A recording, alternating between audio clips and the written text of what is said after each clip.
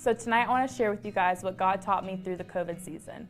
Last year was my senior year of college, and because of COVID, I suffered a lot of loss, whether that be experiences or time with friends or just time at the university.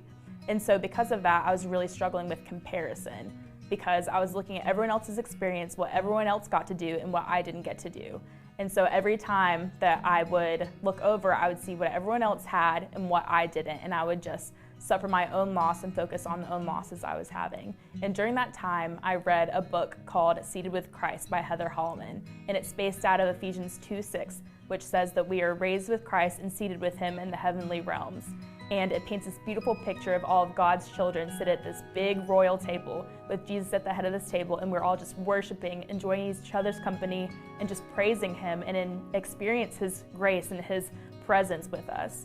And it talks about the fact that we are each gifted with our own seat and that God personally made each of our seats, and now we're just walking and we're living in these seats. So here's a quote that really helped me with struggling with comparison during this time. "We work through the emotions of it all, the jealousy, the low self-esteem, and the fear that she'll never be the best at anything.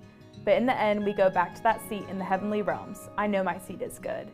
If I fail, God is in control. If I succeed, God is in control. When I want affection or attention, any kind of acknowledgement, I fix my eyes on Jesus and know that I have the attention of the Almighty God who covers me with his righteousness. I know that I can approach the throne of grace with confidence and have all the affection, attention, and acknowledgement of the Most High God. What happens as I go about my day and begin to regret my past or agonize over any painful memory?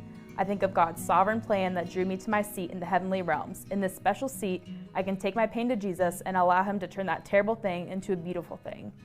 At no time am I abandoned, accused, or beyond help. I'm safe in my seat with a loving God, working, healing on my behalf.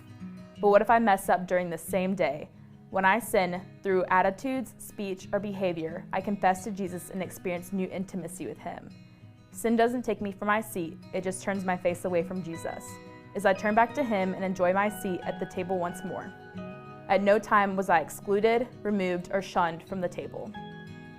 So this really freed the chain of comparison in my life because I was able to realize that at any of these seats, no seat has one more value than the other ones. Even though they have different worldly values, they have the same heavenly value because we're all at that table, we're all celebrating, we're all worshiping.